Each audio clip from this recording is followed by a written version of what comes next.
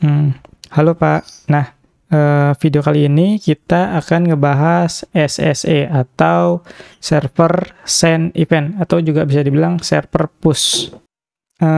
Nah, jadi kalau misalkan Bapak ada kebutuhan nih untuk ngirim data dari server ke klien yang satu arah ya, yang satu arah itu mungkin bisa coba pakai SSE. Nah, contoh implementasinya sepertinya kayaknya kalau di website itu kan ada dashboard ya, dashboard web gitu. Terus juga ada jumlah grafik atau jumlah counting-counting gitu, angka-angka gitu. Nah, itu bisa ditampilin secara real time, Pak. Karena kan kita bisa ngirim data dari server ke klien. Terus juga mungkin notifikasi juga bisa. Jadi kalau misalkan di server itu ada event tertentu atau ada penambahan data, perubahan data gitu kan, dia bisa ngasih tahu ke klien. Seperti itu. Nah, terus bedanya apa sih ya sama HTTP yang biasa tuh yang request, get, post, dan lain-lain? Bedanya pas klien request, server nerima. Nah, server kan ngebalikin respon ya. Kalau yang biasa itu setelah server ngebalikin respon, dia connection-nya langsung di close atau diputus.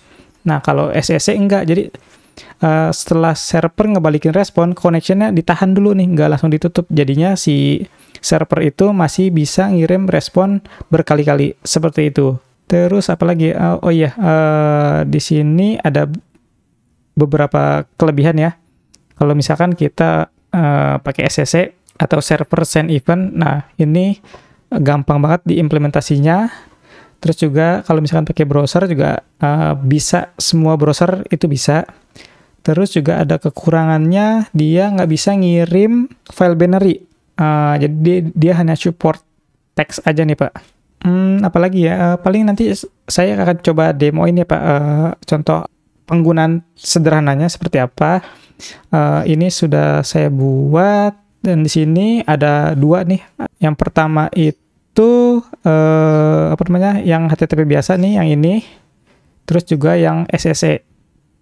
Nah, kalau kita lihat, nih, misalnya yang HTTP biasa, ini kalau misalkan klien yang request, dia akan ngebalikin respon time atau jam saat ini, terus juga message-nya random integer.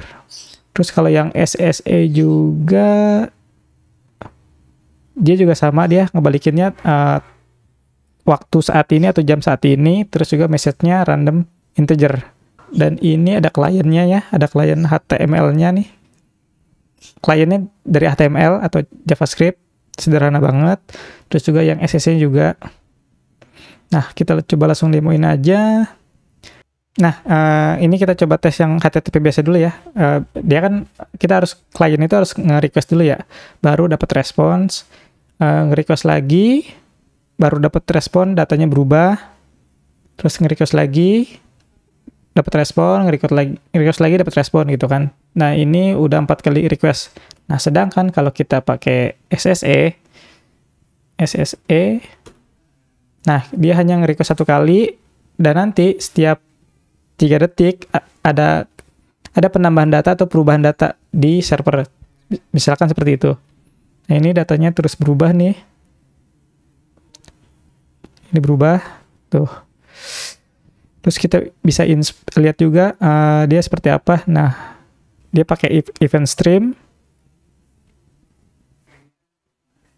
Nah, terus juga ini connection-nya nih jalan terus nih.